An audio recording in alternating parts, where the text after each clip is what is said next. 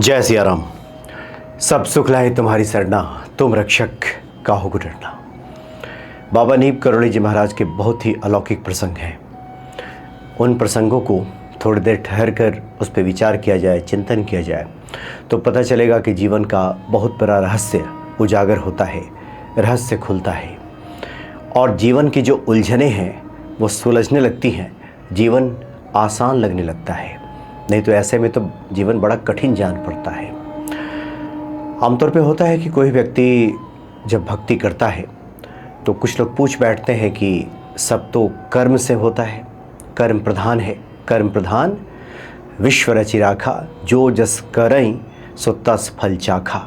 गोस्वामी जी कहते हैं कि यहाँ कर्म ही प्रधान है, जो जैसा करता है वैसा ही फल उसको मिलता है, तो फिर भक्ति से क्या मिलेगा। गोस्वामी जी हनुमान चालीसा में कहते हैं कि कुमति निवार सुमति के संगी। हनुमान जी जो पहला आशीर्वाद अपने भक्तों को देते हैं, सुमति प्रदान करते हैं। मति जब अच्छी हो जाती है, व्यक्ति का विचार जब अच्छा हो जाता है, तो बहुत सारी चीज़ें वैसे ही ठीक होने लगती हैं। ज़्यादातर लोग तो भौतिक वस्तुओं में ईश्वर कृपा को ढूंढते हैं। घर मिला कि नहीं, घर कितना बड़ा है, गाड़ी है कि नहीं, ये वस्तुएं हैं कि नहीं, इन तमाम वस्तुओं में व्यक्ति ईश्वर कृपा को ढूंढता है। लेकिन बहुत सी ऐसी सूक्ष्म बातें होती हैं जिसकी तरफ व्यक्ति का ध्यान नहीं जाता। एक बड़ा ही अलौकिक प्रसंग है बाबा नीब करोली जी महाराज का।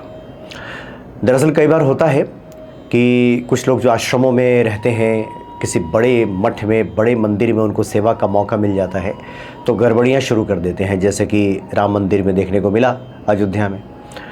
सर चढ़ करके कुछ इस तरह की बातें, व्यक्ति सावधानी नहीं रखता, अहंकार जब चढ़ जाता है तो ईश्वर नाश का तरीका फिर बता देते हैं, नाश के रास्ते पे भेज देते हैं।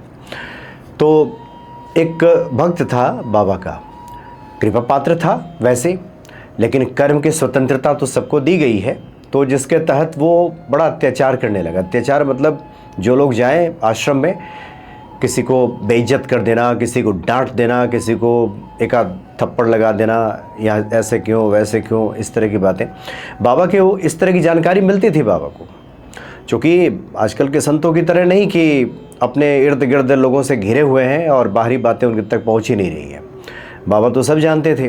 बाबा ने एक दो बार चेताया भी था कि देखो ऐसा मत करो, जो लोग आते हैं दर्शन के लिए, मिलने के लिए आते हैं, उनसे अच्छा व्यवहार रखो। लेकिन वो जो आदमी है वो सुधरता नहीं था। इसकी बहुत विस्तृत चर्चा दी गई है इसमें। बाबा नीब करोली जी महाराज का अलौकिक प्रसंग नामक जो पुस्तक है, इसमें इसकी चर्चा की गई है। इसमें इस प्रसंग को लिया गया है। बहुत समझाते थे बाबा, लेकिन वो आदमी है कि मानता नहीं था। एक दिन बाबा को भी गुस्सा आ गया। बाबा गुर्राए पहले, इसमें लिखा है कि बिल्कुल बंदर की भांति गुर्राने लगे बाबा। इतने से ही बात नहीं बनी, फिर भी बाबा को लगा कि इस आदमी पे कोई असर नहीं हो रहा है, और बड़ा लंबा तगड़ा वो व्यक्ति था, लगभग 6 फीट का वो आदमी था। तो बाबा वहाँ से उठे और हाथ से धक्का दिया उसको। वो दूर जा कर के गिरा, 4-5 फीट दूर जा कर के वो गिरा। और बाबा कहते हैं कि चल भाग जा यहाँ से, आइंदे से इधर दिखना नहीं चाहिए। फिर वो चला गया। बाद में बात आती है कि बाबा एक दिन बैठे थे, ये कैंची धाम की बात है, बाबा बैठे थे, पुलिया पे बैठे थे। बाबा वहाँ पुलिया पे बैठते थे, अभी भी आप जाएंगे तो पुलिया है वहाँ पे। अब तो सब बदल गया है रूप उसका, लेकिन उन दिनों एक चबूतरा जैसा था पुलिया पे, वहीं बाबा बैठा करते थे। बाबा वहाँ बैठे थे तो वो जो आदमी है, एक गाड़ी वहाँ से गुजरी, तो वो व्यक्ति उस गाड़ी में बैठा हुआ था, उसकी पत्नी बैठी थी। पत्नी ने बाबा को देख करके प्रणाम किया, और उस आदमी ने, अहंकारी व्यक्ति ने, बाबा की तरफ देखा तक नहीं। बाबा के शब्द हैं, लिखा हुआ है इसमें कि बाबा ने बड़े दुखी मन से कहा कि ये आदमी अब वापस नहीं आएगा। और हुआ ये बाद में कि तमाम जितने दुर्गुण हो सकते हैं, सबसे पहले तो वो शराबी बना, शराब पीने लगा, जुआ खेलने लगा, और उसने अपना सब कुछ तहस नहस कर लिया। क्योंकि जब दुर्गुण आएगा तभी तो बर्बादी शुरू होगी। तो असर ये हुआ, जिसको लोग कहते हैं कि हनुमान जी क्या प्रदान करते हैं, तो जो हनुमान जी की शरण में है, जो किसी संत के आशीर्वाद से आप्लावित हैं, मतलब जो संत के आशीर्वाद में रहते हैं, उनके भीतर इस प्रकार के दुर्गुण नहीं आते। सुमति रहती है, वो समझ जाते हैं हमारे लिए क्या करना ठीक है, क्या नहीं करना ठीक है। तो हुआ ये कि बाबा की कृपा जैसे हटी, हनुमान जी जो सुमति प्रदान करने वाले हैं, सुमति जब नहीं रहेगी तो कुमति आएगी, तो कुमति आएगी तो सबसे पहले उसने पीना शुरू कर दिया, शराब का सेवन। और शराब जब शुरू हुआ तो शराब अकेले तो आती नहीं है, बहुत सारे दुर्गुण साथ में लेकर के आएगी।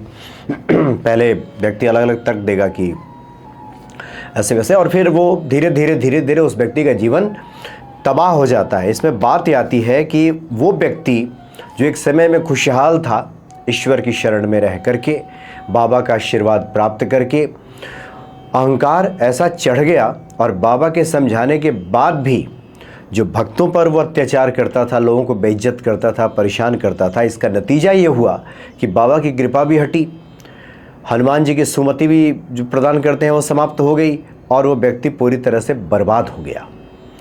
इसीलिए जो लोग भौतिक वस्तुओं में ईश्वर कृपा ढूंढते हैं वो ठीक है, ईश्वर कृपा का एक ये भी रूप है कि व्यक्ति संपन्न दिखाई देता है चारों तरफ से, लेकिन अगर जीवन में सुख शांति है जिस रूप में है, वो समझिए कि वो भी ईश्वर की कृपा ही है।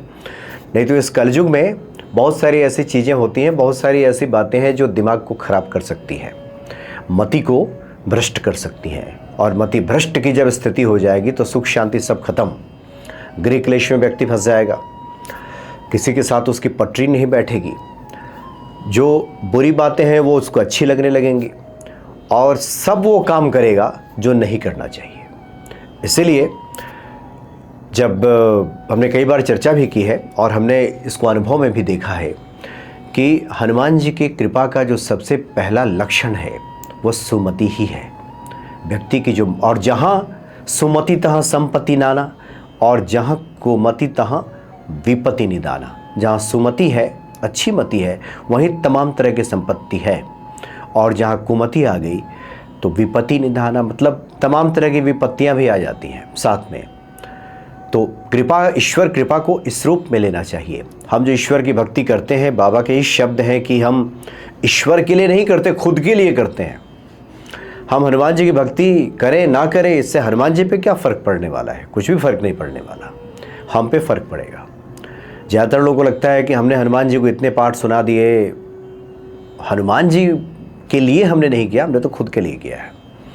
हम जो मंदिर दर्शन करते हैं, जब ईश्वर की आराधना करते हैं, तो कोई व्यक्ति खुद के लिए करता है, ईश्वर पर इसका कोई, इससे बात बनती बिगड़ती नहीं है। आप करेंगे तो सुमति आएगी, आप जब भक्ति में रहेंगे तो आप सही रास्ते पे चलेंगे। जब चुनौतियाँ जीवन की आएंगी तो यही जो प्रार्थना है, यही जो ईश्वर की भक्ति है, आपको संबल देगा, एक आधार देगा, एक मजबूती देगा, टिके रहने का साहस देगा। आपको लगेगा कि अंधेरी रात के बाद एक सुनहरा जो सुबह है वह इंतज़ार कर रहा है। आदमी हारेगा नहीं, टूटेगा नहीं, छत से नहीं कूदेगा। ये सब चीज़ें ईश्वर की भक्ति से मिल जाती है। तो बाबा नीम करौली जी महाराज के जो अलौकिक प्रसंग है, कुछ देर ठहर करके इस पर विचार करें, सोचें। ये बाबा जब कृपा करते हैं किसी पे तो बस उस व्यक्ति का ही कल्याण नहीं करते, उस कृपा के माध्यम से बहुत बड़ा संदेश होता है भक्तों के लिए कि उन छिपे हुए संदेशों को हम समझें, पहचानें, तो बाबा के कृपा पात्र बनेंगे और हमारे जीवन में भी सब सुख शांति खुशियाँ आएंगी, और जीवन का जो उद्देश्य है, जो ध्येय है, वो समझ में आने लगेगा, और उसके बाद जीवन मंगलमय बन जाएगा।